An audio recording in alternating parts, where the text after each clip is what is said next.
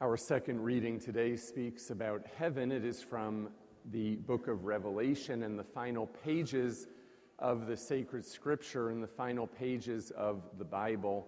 Many people are afraid of reading those particular pages because there's a lot of great imagery within them. There's a lot of discussion about figures and imagination and things that we almost really can't imagine, that really couldn't really necessarily happen.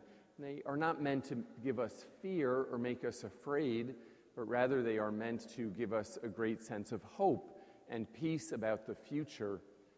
One day in a particular class of little ones, the teacher said to the students, she was talking about heaven, talking about this particular passage about what heaven's going to be like, and she asked the children, she said, when you go to heaven, you're going to get a crown of glory, get a nice crown on your head. And she said to them, who do you think is going to get the largest crown of glory?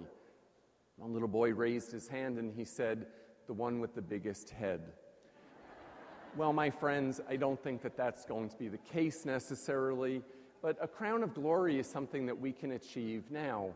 A crown of glory is something that we can achieve today by connecting with God, and really what is heaven going to be all about, but a oneness with God and a unity with Him, a time when we have only the ability to receive His great love, to appreciate all of the love that God pours out to us, and to be able to relish it, to not be gripped by any other types of emotions that take us away or take us away from God. We can only just be an absorber, a sponge of all that God has to give to us.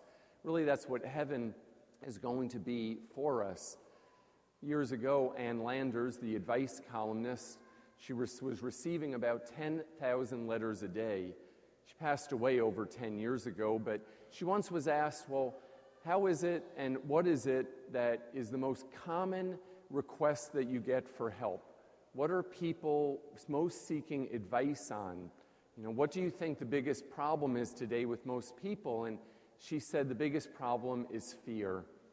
Biggest problem is fear. People afraid of losing their job, of losing their health, of losing relationship or family or friends, of losing things.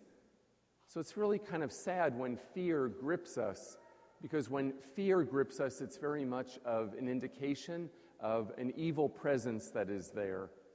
An evil presence that kind of takes away our peace, takes away our sense of trust, takes away that hope that we have because God is with us in the journey and is our companion on the journey.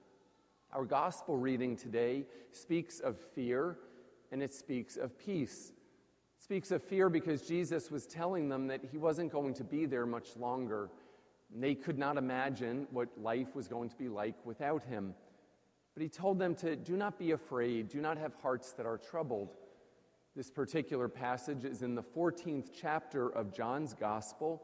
Prior to this, and I always say that we really, in order to understand the Scriptures, we have to see what comes before and what comes after. What comes before this is Jesus washing the feet of the disciples, expressing great love.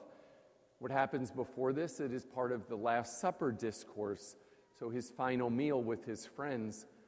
What happens after is Jesus explaining to them, I am the vine and you are the branches, from the 15th chapter of John's Gospel. So we put that all together, and really what Jesus is saying is stay close to me, love one another, but have a sense of unity with me and have a sense of being together. Don't let things like fear grip you. Don't be afraid of what tomorrow is going to bring, because if I am with you, all is going to be okay. And if we bring God into our decisions each and every day, well, then we can have a great sense of peace. And we can really kind of relish in the beauty of God's peace.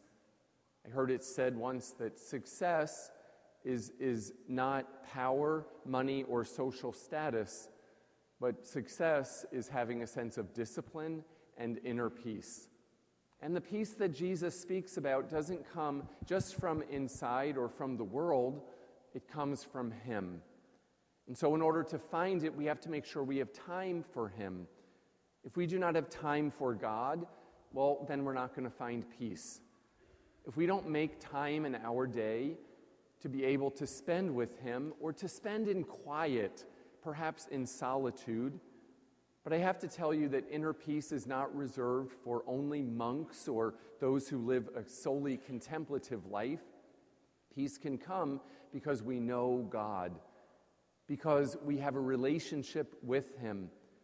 And when we have a deep relationship with Him, then we are able to exude that not only with the feelings inside, but also with the way that we treat others. And we're not afraid. You see, fear doesn't grasp in, fear doesn't creep in, because we know we have a relationship with the Almighty. Chaotic people lead chaotic lives.